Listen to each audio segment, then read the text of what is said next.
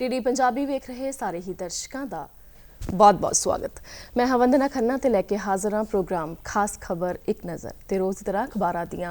खास सुर्खियां ते विचार चर्चा करने के लिए आज साडे नाल स्टूडियो दे विच मौजूद ने उगे पत्रकार डॉक्टर लखविंदर सिंह जौल जी। आओ सब तो पहला उन्हां दा स्वागत करदे। जौल साहब प्रोग्राम दे विच तुहाडा बहुत-बहुत स्वागत।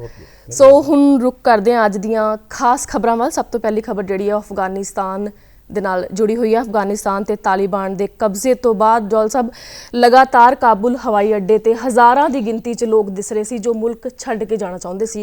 और खदशा बार-बार जताया जा रहा सी कि कुछ ना कुछ तो तालिबान जरूर करूगा। होया उही 3 आत्मघाती हमले, 60 तो ज़्यादा लोग मारे गए। देखो बहुत खतरनाक स्थिति है अफगानिस्तान की इस वेले जी। दहलिया होया अफगानिस्तान एक बारी फिर होर दहल गया कल जदों ये धमाके होए और इन्हां धमाकिਆਂ ਦੇ ਵਿੱਚ 70 ਤੋਂ ਵੱਧ ਲੋਕ ਮਾਰੇ ਗਏ ਜਿਹਦੇ ਵਿੱਚ 13 ਅਮਰੀਕੀ ਸੈਨਿਕ ਵੀ ਸ਼ਾਮਲ ਨੇ ਔਰ ਇਹਦੇ ਨਾਲ ਇਹ ਧਮਾਕੇ ਜਿਹੜੇ ਨੇ ਇੱਕ ਤਾਂ ਇਹ ਗੱਲ ਹੈ ਹੀ ਹੈ ਕਿ ਤਾਲਿਬਾਨ ਨੇ ਸਾਰੇ ਅਫਗਾਨਿਸਤਾਨ ਦਾ ਔਰ ਦੁਨੀਆ ਭਰ ਦੇ ਵਿੱਚ ਜਿਹੜਾ ਉਹ ਇੱਕ ਦਹਿਲ ਜਿਹੜਾ ਉਹ ਪੈਦਾ ਕੀਤਾ ਹੋਇਆ ਲੇਕਿਨ ਇਹ ਧਮਾਕੇ ਕੁਝ ਹੋਰ ਵੀ ਦਰਸਾਉਂਦੇ ਆ ਉਹ ਇਸ ਕਰਕੇ ਦਰਸਾਉਂਦੇ ਆ ਕਿ ਜੇ ਇਸ ਸੰਗਠਨ ਨੇ ਇਹਦੀ ਜ਼ਿੰਮੇਵਾਰੀ ਲਈ ਹੈ ਉਹ ਹੈ ISISK ਕਿ ਇਹਦਾ ਮਤਲਬ ਹੈ ਖੁਰਾਸਾਨ ਉਹ ਇਲਾਕਾ ਆ ਜਿਹੜਾ ਹਿੰਦੁਸਤਾਨ ਦੇ ਨੇੜੇ ਤੇੜੇ ਪਹੁੰਚ ਜਾਂਦਾ ਹੈ ਆਪਣੀ ਭੂਗੋਲਿਕ ਸਥਿਤੀ ਦੇ ਹਿਸਾਬ ਨਾਲ ਤੇ ਉਧਰ ਚਾਈਨਾ ਦੇ ਬਾਰਡਰਾਂ ਤੱਕ ਵੀ ਹੈ ਤੇ ਪਾਕਿਸਤਾਨ ਦੇ ਬਾਰਡਰਾਂ ਤੱਕ ਵੀ ਹੈ। ਇਸ ਸਾਰੇ ਹਿੱਸੇ ਦੇ ਵਿੱਚ ਇਹ ਅਸਲ ਵਿੱਚ ਇਹ ਸੰਗਠਨ ਜਿਹੜਾ ਉਹ ਤਾਲਿਬਾਨ ਵਿਰੋਧੀ ਸੰਗਠਨ ਵੀ ਹੈ ਔਰ ਕਿਹਾ ਜਾਂਦਾ ਹੈ ਦੁਨੀਆ ਭਰ ਦੇ ਐਕਸਪਰਟ ਇਹ ਕਹਿੰਦੇ ਨੇ ਕਿ ਇਹ ਤਾਲਿਬਾਨ ਤੋਂ ਵੀ ਖਤਰਨਾਕ ਸੰਗਠਨ ਹੈ ਜੀ। ਇਸ ਧਮਾਕੇ ਨੇ ਇਹ ਗੱਲ ਦਰਸਾਈ ਹੈ ਇਹਨਾਂ ਧਮਾਕਿਆਂ ਨੇ ਕਿ ਅਸਲ ਦੇ ਵਿੱਚ ਤਾਲਿਬਾਨ ਜੋ ਕਰ ਰਿਹਾ ਉਹ ਵੀ ਉੱਥੇ ਤੱਕ ਟਿਕੀ ਹੋਈ ਸਥਿਤੀ ਨਹੀਂ ਹੈ। ਅਸਲ ਦੇ ਵਿੱਚ ਅਫਗਾਨਿਸਤਾਨ ਦਾ ਸਾਰਾ ਇਲਾਕਾ ਜਿਹੜਾ ਉਹ ਵੱਖ-ਵੱਖ ਅੱਤਵਾਦੀ ਸੰਗਠਨਾਂ ਦਾ ਕੇਂਦਰ ਬਣਦਾ ਜਾ ਰਿਹਾ ਜਿਹੜੇ ਦੁਨੀਆ ਭਰ ਦੇ ਵਿੱਚ ਆਪਣੀ ਸੱਤਾ ਦੇ ਲਈ ਜਿਹੜਾ ਉਹ ਲੜਾਈ ਕਰਦੇ ਆ ਚਾਹੇ ਉਹ ਮਤਲਬ ਸੀਰੀਆ ਤੋਂ ਸ਼ੁਰੂ ਹੋਏ ਹੋਣ ਤੇ ਚਾਹੇ ਈਰਾਨ ਇਰਾਕ ਦੇ ਵਿੱਚ ਆਪਣੇ ਕੰਮ ਕਰ ਰਹੇ ਹੋਣ ਤੇ ਹੁਣ ਜਿਹੜਾ ਉਹ ਅਫਗਾਨਿਸਤਾਨ ਵਿੱਚ ਆਪਣੇ ਕੰਮ ਕਰ ਰਹੇ ਹੋਣ ਔਰ ਇਹਦੇ ਨਾਲ ਇਹ ਹੋਇਆ ਕਿ ਹਾਲਾਤ ਜਿਹੜੇ ਨੇ ਕੱਲ ਤੋਂ ਇਹ ਪੈਦਾ ਹੋ ਗਏ ਕਿ ਉੱਥੇ ਖਾਨਾ ਜੰਗੀ ਸ਼ੁਰੂ ਹੋਏਗੀ। ਸਿਰਫ ਜਿਹੜਾ ਉਹ ਤਾਲਿਬਾਨ ਦੀ ਸੱਤਾ ਜਿਹੜੀ ਹੈ ਉਹਨੂੰ ਵੀ ਇੱਕ ਤਰ੍ਹਾਂ ਨਾਲ ਇਹ ਧਮਾਕੇ ਚੈਲੰਜ ਕਰ ਰਹੇ ਨੇ ਕਿ ਇਹ ਗਰੁੱਪ ਜਿਹੜੇ ਆ ਉਹ ਸੱਤਾ ਦੇ ਉੱਤੇ ਕਿਸ ਤਰ੍ਹਾਂ ਅਲਟੀਮੇਟ ਕਾਬਜ਼ ਹੋਣਗੇ, ਤਾਲਿਬਾਨ ਕਿੰਨੀ ਦੇਰ ਚੱਲੇਗਾ, ਇਹਨਾਂ ਨਾਲ ਲੜਾਈ ਦੇ ਵਿੱਚ ਕਿੰਨੀ ਦੇਰ ਚੱਲੇਗਾ ਤੇ ਦੂਸਰੇ ਪਾਸੇ ਜਿਹੜੀਆਂ ਉਹ ਅਮਰੀਕਨ ਫੌਜਾਂ ਅਜੇ ਵੀ ਜਿਹੜੀਆਂ ਉਹ ਅਫਗਾਨਿਸਤਾਨ ਦੇ ਵਿੱਚ ਹੈ ਨੇ ਔਰ ਬਹੁਤ ਸਾਰੇ ਲੋਕ ਨੇ ਅਫਗਾਨਿਸਤਾਨ ਦੇ ਵਿੱਚ ਅਮਰੀਕਾ ਦੇ। ਕੱਲ ਜਿਹੜਾ ਉਹ ਅਮਰੀਕਨ ਰਾਸ਼ਟਰਪਤੀ ਨੇ ਔਰ ਉੱਥੋਂ ਦੇ ਵਿਦੇਸ਼ ਮੰਤਰੀ ਨੇ ਜਿਹੜਾ ਬਿਆਨ ਜਾਰੀ ਕੀਤਾ ਔਰ ਜੋ ਬਾਈਡਨ ਨੇ ਜੋ ਕਿਹਾ ਉਹਦੇ ਵਿੱਚ ਇਹ ਹੈ ਕਿ ਲਗਾਤਾਰ ਉਹ ਆਪਣਾ ਯਤਨ ਜਾਰੀ ਰੱਖਣਗੇ ਕਿ ਉੱਥੇ ਜੋ ਬਸੇ ਹੋਏ ਅਮਰੀਕਨ ਨੇ ਜੋ ਉੱਥੇ ਡਿਪਲਾਈ ਕੀਤੇ ਹੋਏ ਜਿਹੜੇ ਉਹ ਅਮਰੀਕਨ ਨੇ ਉਹਨਾਂ ਨੂੰ ਉਹ ਹੌਲੀ ਬਾਹਰ ਕੱਢਣਗੇ। ਉਹਦੇ ਵਿੱਚ ਇੱਕ ਸਿਚੁਏਸ਼ਨ ਹੋਰ ਹੈ ਉਹ ਇਹ ਹੈ ਕਿ ਪਹਿਲਾਂ ਉਹਨਾਂ ਨੇ ਕਿਹਾ ਸੀ ਕਿ 31 ਅਗਸਤ ਤੱਕ ਅਸੀਂ ਉਹਨਾਂ ਨੂੰ ਬਾਹਰ ਕੱਢ ਲਵਾਂਗੇ ਸਾਰਿਆਂ ਨੂੰ ਲੇਕਿਨ ਕੱਲ ਤੇ ਪਰਸੋਂ ਦੇ ਜਿਹੜੇ ਬਿਆਨ ਹੈ ਅਮਰੀਕਾ ਦੇ ਉਹਨਾਂ ਨੇ ਕਿਹਾ ਕਿ 31 ਦਸੰਬਰ ਸਾਡੇ ਲਈ ਕੋਈ ਡੈਡਲਾਈਨ ਨਹੀਂ ਹੈਗੀ ਅਸੀਂ ਇਹ ਕੰਮ ਉਦੋਂ ਤੱਕ ਜਾਰੀ ਰੱਖਾਂਗੇ ਜਦੋਂ ਤੱਕ ਅਸੀਂ ਇੱਕ ਅਮਰੀਕੀ ਨੂੰ ਉੱਥੇ ਬਾਹਰ ਨਹੀਂ ਕੱਢ ਲੈਂਦੇ। ਪਰ ਦੂਸਰੇ ਪਾਸੇ ਸਿਚੁਏਸ਼ਨ ਇਹ ਹੈ ਕਿ ਤਾਲਿਬਾਨ ਨੇ ਜਿਹੜਾ ਉਹ ਚੇਤਾਵਨੀ ਦਿੱਤੀ ਹੈ ਕਿ ਅਗਰ ਜਿਹੜਾ ਉਹ 31 ਅਗਸਤ ਤੱਕ ਤੁਸੀਂ ਆਪਣੇ ਸਾਰੇ ਅਮਰੀਕੀ ਅਫਗਾਨਿਸਤਾਨ ਚੋਂ ਬਾਹਰ ਨਹੀਂ ਕੱਢੇ ਤਾਂ ਤੁਹਾਨੂੰ ਇਹਦੇ ਹੋਰ ਗੰਭੀਰ ਸਿੱਟੇ ਜਿਹੜੇ ਉਹ ਭੁਗਤਣੇ ਪੈਣਗੇ। ਔਰ ਦੂਸਰੇ ਪਾਸੇ ਇਹ ਹੈ ਕਿ ਅਫਗਾਨਿਸਤਾਨ ਦੇ ਵਿੱਚੋਂ ਜਿਹੜੇ ਲੋਕ ਆਉਣਾ ਚਾਹੁੰਦੇ ਨੇ ਜਿਵੇਂ ਤੁਸੀਂ ਸ਼ੁਰੂਆਤੀ ਦੌਰ ਵਿੱਚ ਕਿਹਾ ਮਤਲਬ ਆਪਣੇ ਇੰਟਰੋ ਦੇ ਵਿੱਚ ਕਿ ਅਸਲ ਦੇ ਵਿੱਚ ਬਹੁਤ ਸਾਰੇ ਲੋਕ ਜਿਹੜੇ ਨੇ ਉਹ ਕਾਬੁਲ ਏਅਰਪੋਰਟ ਤੇ ਜਮ੍ਹਾਂ ਹੋ ਗਏ ਜਿਹੜੇ ਉਹ ਦੇਸ਼ ਛੱਡ ਕੇ ਬਾਹਰ ਜਾਣਾ ਚਾਹੁੰਦੇ। ਉਹਦੇ ਵਿੱਚ ਵਿਦੇਸ਼ੀ ਤਾਂ ਹੈ ਹੀ ਨੇ ਲੇਕਿਨ ਅਫਗਾਨਿਸਤਾਨ ਦੇ ਵੀ ਬਹੁਤ ਸਾਰੇ ਲੋਕ ਨੇ ਜਿਹੜੇ ਉਸ ਦੇਸ਼ ਦੇ ਵਿੱਚ ਰਹਿਣਾ ਨਹੀਂ ਚਾਹੁੰਦੇ। ਇਸ ਕਰਕੇ ਤਾਲਿਬਾਨ ਲਈ ਆਪਣੇ ਆਪ ਦੇ ਤੌਰ ਤੇ ਉੱਥੇ ਇੱਕ ਰਾਜ ਸਥਾਪਿਤ ਕਰਨਾ ਔਰ ਲੋਕਾਂ ਨੂੰ ਸੈਟੀਸਫਾਈਡ ਕਰਨਾ ਇਹ ਆਪਣੇ ਆਪ ਦੇ ਵਿੱਚ ਬਹੁਤ ਵੱਡੀ ਬੰਗਾਰ ਹੈ ਤਾਲਿਬਾਨਾਂ ਲਈ ਔਰ ਇਹ ਚਿੰਤਾ ਜਿਹੜੀ ਹੈ ਉਹ ਦੁਨੀਆ ਭਰ ਦੇ ਵਿੱਚ ਹੈ ਔਰ ਲਗਾਤਾਰ ਹੁਣ ਇਹ ਧਮਾਕੇ ਹੋਣ ਨਾਲ ਇਹ ਦਹਿਲ ਇੰਨਾ ਵੱਧ ਗਿਆ ਕਿ ਲੋਕ ਜਿਹੜੇ ਉਹ ਕਾਬਲ ਦੇ ਏਅਰਪੋਰਟ ਤੋਂ ਵੀ ਦੂਰ ਰਹਿਣੇ ਸ਼ੁਰੂ ਹੋ ਗਏ। ਕੱਲ ਦੇ ਉੱਥੇ ਪਸਰ ਗਈ ਔਰ ਇਸ ਕਰਕੇ ਬਹੁਤ ਹੀ ਖਤਰਨਾਕ ਸਥਿਤੀ ਆ ਔਰ ਦੁਨੀਆ ਭਰ ਦੇ ਦੇਸ਼ਾਂ ਨੂੰ ਔਰ ਖਾਸ ਤੌਰ ਤੇ ਜਮਹੂਰੀ ਪਸੰਦ ਦੇਸ਼ਾਂ ਨੂੰ ਇਸ ਗੱਲ ਦੀ ਬੇਹੱਦ ਚਿੰਤਾ ਹੈ ਕਿ ਇਹਦਾ ਕੀ ਬਣੇਗਾ। ਇਸੇ ਦੌਰਾਨ ਜਿਹੜੀ ਆ ਉਹ ਕੱਲ ਜਿਹੜੀ ਉਹ ਇੱਕ ਮੀਟਿੰਗ ਸਰਬ ਪਾਰਟੀ ਹਿੰਦੁਸਤਾਨ ਵਿੱਚ ਵੀ ਜੀ, ਹੋਈ ਹੈ। ਇਹਨਾਂ ਸਾਰੇ ਮਸਲਿਆਂ ਤੇ ਵਿਚਾਰ ਕਰਨ ਲਈ ਸਰਕਾਰ ਨੇ ਕੱਲ ਇੱਕ ਸਰਬ ਪਾਰਟੀ ਮੀਟਿੰਗ ਬੁਲਾਈ ਸੀ, ਜਿਹਦੇ ਵਿੱਚ ਜੋ ਸਾਡੇ ਵਿਦੇਸ਼ ਮੰਤਰੀ ਨੇ ਐਸ ਜੈਸ਼ੰਕਰ ਜੀ ਉਹਨਾਂ ਨੇ ਤੇ ਹਰਸ਼ ਸਿੰਗਲਾ ਜਿਹੜੇ ਸਾਡੇ ਵਿਦੇਸ਼ ਸਕੱਤਰ ਨੇ, ਉਹਨਾਂ ਨੇ ਬਰੀਫਿੰਗ ਕੀਤੀ ਹੈ ਕਿ ਭਾਰਤ ਸਰਕਾਰ ਜਿਹੜੀ ਹੈ ਉਹ ਕਿਵੇਂ ਜਿਹੜੀ ਇਸ ਗੱਲ ਤੇ ਚਿੰਤਾ ਦੇ ਵਿੱਚ ਗ੍ਰਸਤ ਹੈ ਔਰ ਕਿਵੇਂ ਜਿਹੜਾ ਉਹ ਆਪਣੀ ਸਟ੍ਰੈਟਜੀ ਜਿਹੜੀ ਉਹ ਬਣਾ ਰਹੀ ਹੈ। ਉਹਨਾਂ ਨੇ ਇੱਕ ਗੱਲ ਤੇ ਤਾਂ ਤਸੱਲੀ ਪ੍ਰਗਟ ਕੀਤੀ ਹੈ ਕਿ ਇਹ ਬਹੁਤ ਅੱਛੀ ਗੱਲ ਹੈ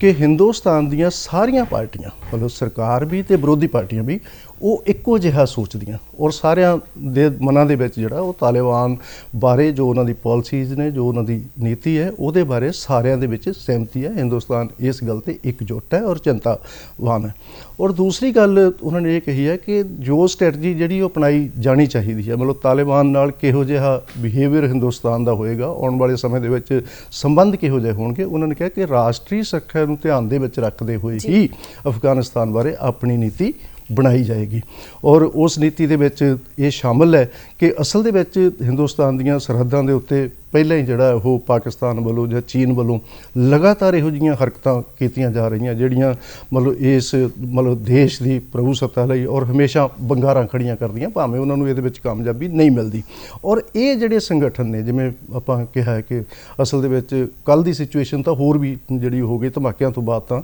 ਕਿ ਇਹ ਸੰਗਠਨ ਜਿਹੜੇ ਨੇ ਉਹ ਵੀ ਹਿੰਦੁਸਤਾਨ ਲਈ ਵੀ ਇੱਕ ਵੱਡੀ ਬੰਗਾਰ ਬਣ ਗਈ। ਇਸ ਕਰਕੇ ਹਿੰਦੁਸਤਾਨ ਦੀ ਸਰਕਾਰ ਨੂੰ ਬਹੁਤ ਹੀ ਫੂਕ ਕੇ ਕਦਮ ਰੱਖਣ ਦੀ ਜ਼ਰੂਰਤ ਹੈ। ਔਰ ਇਸੇ ਗੱਲ ਦਾ ਪ੍ਰਗਟਾਵਾ ਜਿਹੜਾ ਕੱਲ ਜਿਹੜਾ ਉਹ ਵਿਦੇਸ਼ ਮੰਤਰੀ ਨੇ ਔਰ ਵਿਦੇਸ਼ ਸਕੱਤਰ ਨੇ, ਔਰ ਬਾਅਦ ਦੇ ਵਿੱਚ ਜਿਹੜੀ ਪਹਿਲਾਂ ਸਰਬ ਪਾਰਟੀ ਮੀਟਿੰਗ ਦੇ ਵਿੱਚ ਉਹਨਾਂ ਨੇ ਇਹ ਗੱਲਾਂ ਕਹੀਆਂ ਔਰ ਉਸ ਤੋਂ ਬਾਅਦ ਪ੍ਰੈਸ ਕਾਨਫਰੰਸ ਕਰਕੇ ਵੀ ਇਹ ਗੱਲਾਂ ਕਹੀਆਂ ਕਿ ਹਿੰਦੁਸਤਾਨ ਬਹੁਤ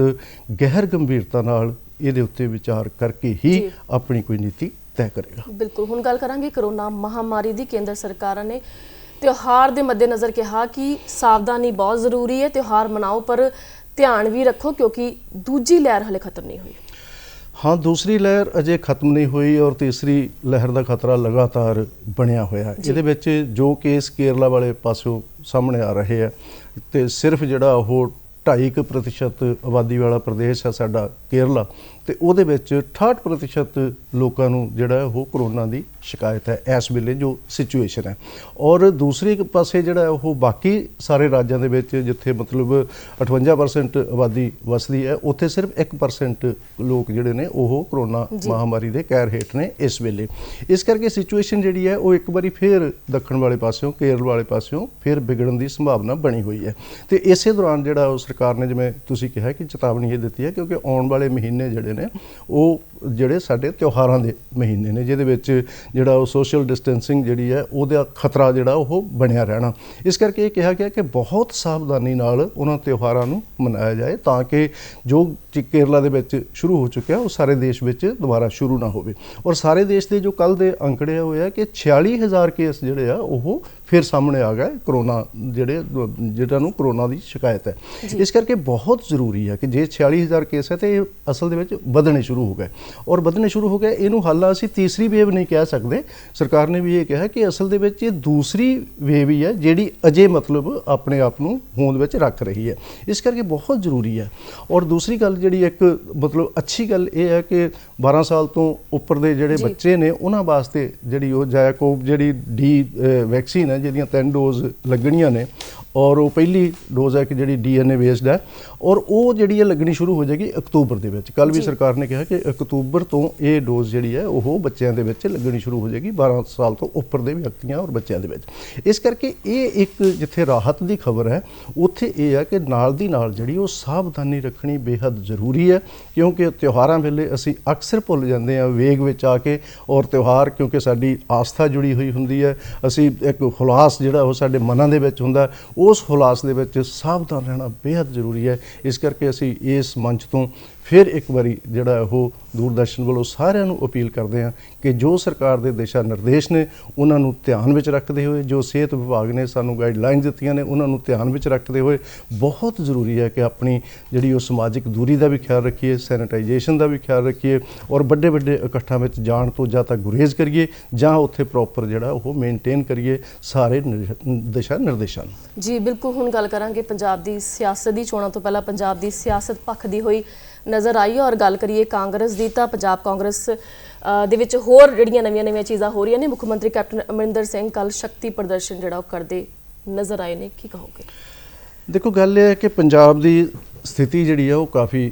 ਖਰਾਬ ਹੀ ਹੈ ਪਿਛਲੇ ਸਮੇਂ ਤੋਂ। ਜਿੱਥੋਂ ਤੱਕ ਆਪਾਂ ਸਰਕਾਰੀ ਜਿਹੜੀ ਸਾਡੀ ਸੱਤਾਧਾਰੀ ਪਾਰਟੀ ਹੈ ਉਹਦਾ ਜੇ ਆਪਾਂ ਕਲੇਸ਼ ਜਿਹੜਾ ਉਹਦਾ ਨਿਰਖ ਪਰਖ ਕਰਨ ਦਾ ਯਤਨ ਕਰੀਏ ਤਾਂ, ਕਿਉਂਕਿ ਲਗਾਤਾਰ ਇਸ ਵੇਲੇ ਕਿਉਂਕਿ ਚੋਣਾਂ ਦੇ ਵਿੱਚ ਸਿਰਫ 5-6 ਮਹੀਨੇ ਰਹਿ ਗਏ ਨੇ ਔਰ ਅਗਲੇ ਸਾਲ ਦੇ ਸ਼ੁਰੂ ਦੇ ਵਿੱਚ ਚੋਣਾਂ ਹੋਣੀਆਂ ਔਰ ਇਸੇ ਸਾਲ ਦੇ ਅਖੀਰ ਦੇ ਵਿੱਚ ਕੋਡ ਆਫ ਕੰਡਕਟ ਲੱਗ ਜਾਣਾ। ਸਿਰਫ 4-5 ਮਹੀਨੇ ਨੇ ਸਰਕਾਰ ਦੇ ਕੋਲ ਕੰਮ ਕਰਨ ਲਈ, ਲੇਕਿਨ ਇਸ 4-5 ਮਹੀਨਿਆਂ ਦੇ ਵਿੱਚ ਜੋ ਸਿਚੁਏਸ਼ਨ ਬਣ ਰਹੀ ਹੈ ਉਹ ਇਹ ਹੈ ਕਿ ਕਾਂਗਰਸ ਦਾ ਆਪਸੀ ਕਲੇਸ਼ ਜਿਹੜਾ ਉਹ ਖਤਮ ਹੋਣ ਦਾ ਨਾਂ ਨਹੀਂ ਲੈਂਦਾ। ਜਿਵੇਂ ਆਪਾਂ ਨੂੰ ਪਤਾ ਹੈ ਕਿ ਪਿਛਲੇ ਮਤਲਬ 3-4 ਦਿਨਾਂ ਤੋਂ ਜਿਹੜਾ ਉਹ 4 ਬਾਗੀ ਮੰਤਰੀ ਤੇ ਜਨਰਲ ਸਕੱਤਰ ਜਿਹੜੇ ਪੰਜਾਬ ਕਾਂਗਰਸ ਦੇ ਨੇ ਉਹ ਜਾ ਕੇ ਹਰੀਸ਼ ਰਾਵਤ ਨੂੰ ਜਿਹੜੇ ਕਿ ਪ੍ਰਭਾਰੀ ਨੇ ਜਿਹੜੇ ਉਹ ਪੰਜਾਬ ਦੇ ਉਹਨਾਂ ਨੂੰ ਮਿਲੇ ਨੇ ਔਰ ਇਸ ਇੱਕੋ ਡਿਮਾਂਡ ਲਈ ਮਿਲੇ ਨੇ ਕਿ ਕੈਪਟਨ ਅਮਰਿੰਦਰ ਸਿੰਘ ਦੀ ਅਗਵਾਈ ਸਾਨੂੰ ਮਨਜ਼ੂਰ ਨਹੀਂ ਹੈਗੀ। ਲੇਕਿਨ ਜਦੋਂ ਜਿਹੜਾ ਉਹ ਹਾਈ ਕਮਾਂਡ ਨੇ ਜਿਹੜਾ ਇਹ ਸਪਸ਼ਟ ਸੰਦੇਸ਼ ਦੇ ਦਿੱਤਾ ਕਿ ਅਸਲ ਦੇ ਵਿੱਚ 22 ਦੀਆਂ ਚੋਣਾਂ ਜਿਹੜੀਆਂ ਉਹ ਕੈਪਟਨ ਅਮਰਿੰਦਰ ਸਿੰਘ ਦੀ ਅਗਵਾਈ ਵਿੱਚ ਹੀ ਲੜੀਆਂ ਜਾਣਗੀਆਂ ਤੇ ਉਹਦੇ ਨਾਲ ਬਾਗੀ ਧੜੇ ਨੂੰ ਕੁਝ ਸੈਟਬੈਕ ਜ਼ਰੂਰ ਲੱਗੀ। ਇਸ ਸੈਟਬੈਕ ਲੱਗਣ ਦੇ ਨਾਲ ਹੀ ਇਹ ਆ ਕਿ ਕੱਲ ਜਿਹੜਾ ਉਹ ਇੱਕ ਤਾਂ ਮੰਤਰੀ ਮੰਡਲ ਦੀ ਮੀਟਿੰਗ ਸੀ ਜਿਹਦੇ ਵਿੱਚ ਕਾਫੀ ਲੁਭਾਉਣੇ ਫੈਸਲੇ ਜਿਹੜੇ ਆ ਉਹ ਕੀਤੇ ਗਏ, ਜਿਹਦੇ ਵਿੱਚ 1500 ਕਰੋੜ ਜਿਹੜਾ ਉਹ ਇਸ ਕੰਮ ਲਈ ਰੱਖਿਆ ਗਿਆ ਕਿ ਮੁਲਾਜ਼ਮਾਂ ਨੂੰ ਕੁਛ ਰਾਹਤ ਦੇਣੀ ਆ। ਹਾਲਾਂਕਿ 6ਵਾਂ ਪੇ ਕਮਿਸ਼ਨ ਜਿਹੜਾ ਉਹ ਪੂਰੀ ਤਰ੍ਹਾਂ ਪੰਜਾਬ ਸਰਕਾਰ ਲਾਗੂ ਨਹੀਂ ਕਰ ਰਹੀ, ਪਰ ਫਿਰ ਵੀ ਇਹ ਰਾਹਤ ਜਿਹੜੀ ਆ ਉਹ ਕਾਫੀ ਸੁੱਖ ਭਰੀ ਹੋ ਸਕਦੀ ਹੈ ਇਸ ਇਲੈਕਸ਼ਨ ਨੂੰ ਦੇਖਦੇ ਹੋਏ ਜਿਹੜੀ ਆਉਣ ਵਾਲੀ ਹੈ। ਦੂਸਰਾ ਇਹ ਹੈ ਕਿ ਅਜੇ ਤੱਕ ਉਹ ਬਾਗੀ, ਕਿਉਂਕਿ ਕੱਲ ਸਿਰਫ ਚਰਨਜੀਤ ਚੰਨੀ ਤੋਂ ਬਿਨਾਂ ਬਾਕੀ ਜਿਹੜੇ 3 ਬਾਗੀ ਸੀਗੇ ਉਹ ਕੈਬਨਿਟ ਦੀ ਮੀਟਿੰਗ ਵਿੱਚ ਸ਼ਾਮਲ ਨਹੀਂ ਹੋਏ ਔਰ ਇਹ ਤੋਂ ਇਹ ਲੱਗਦਾ ਹੈ ਕਿ ਹਾਲਾਂਕਿ ਹਾਈ ਕਮਾਂਡ ਨੇ ਉਹਨਾਂ ਨੂੰ ਡਿਸਿਪਲਿਨ 'ਚ ਰਹਿਣ ਲਈ ਕਿਹਾ, ਲੇਕਿਨ ਉਹ ਇਹ ਡਿਸਿਪਲਿਨ ਅਜੇ ਵੀ ਮੰਨਣ ਨੂੰ ਤਿਆਰ ਨਹੀਂ ਹੈਗੇ, ਜਿਹਦਾ ਮਤਲਬ ਇਹ ਹੈ ਕਿ ਆਉਣ ਵਾਲੇ ਸਮੇਂ ਦੇ ਵਿੱਚ ਕੁਝ ਹੋਰ ਚੀਜ਼ਾਂ ਵੀ ਵਾਪਰਨ ਦੀ ਸੰਭਾਵਨਾ ਹੈ। ਔਰ ਦੂਸਰੀ ਗੱਲ ਇਹ ਹੈ ਕਿ ਲਗਾਤਾਰ ਜਿਹੜਾ ਹਰੀਸ਼ ਰਾਵਤ ਜਿਹੜੇ ਕਿ ਉੱਤਰਾਖੰਡ ਦੇ ਜਿਹੜੇ ਉਹ ਆਪ ਰਹਿਣ ਵਾਲੇ ਨੇ ਤੇ ਉੱਤਰਾਖੰਡ ਦੇ ਵਿੱਚ ਜਿਹੜਾ ਉਹ ਵੀ ਚੋਣਾਂ ਪੰਜਾਬ ਦੇ ਨਾਲ ਹੀ ਹੋਣੀਆਂ ਤੇ ਉਹ ਖੁਦ ਜਿਹੜੇ ਆ ਉਹ ਉੱਥੇ ਮੁੱਖ ਮੰਤਰੀ ਦੇ ਕੈਂਡੀਡੇਟ ਨੇ, ਜਿਹੜਾ ਅਜੇ ਤੱਕ ਉਹ ਅਨਾਉਂਸ ਨਹੀਂ ਹੋ ਰਿਹਾ। ਇਸ ਕਰਕੇ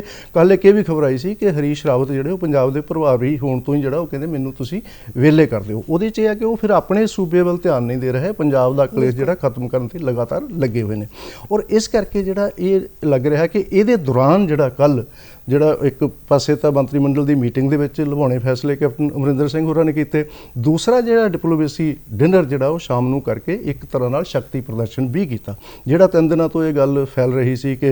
23 ਜਿਹੜੇ ਉਹ ਵਿਧਾਇਕ ਜਿਹੜੇ ਨੇ ਉਹ ਬਾਗੀ ਧੜੇ ਦੇ ਨਾਲ ਨੇ ਜਾਂ 32 ਉਹਦੇ ਵਿੱਚ ਸ਼ਾਮਲ ਹੋਏ, ਪਹਿਲਾਂ ਵਿੱਚੋਂ 7 ਜਿਹੜੇ ਉਹ ਫਿਰ ਦੂਸਰੇ ਦਿਨ ਕਿਨਾਰਾ ਕਰ ਗਏ ਤੇ ਹੁਣ ਇਹ ਹੈ ਕਿ 55 ਤੋਂ ਵੱਧ ਵਿਧਾਇਕਾਂ ਨੂੰ ਉਹਨਾਂ ਨੇ ਕੱਲ ਜਿਹੜਾ ਉਹ ਡਿਨਰ ਜਿਹੜਾ ਉਹ ਦਿੱਤਾ ਔਰ ਉਸ ਤੋਂ ਬਾਅਦ ਜੋ ਗੱਲਾਂ ਕੀਤੀਆਂ ਗਈਆਂ ਮਤਲਬ ਸਰਕਾਰੀ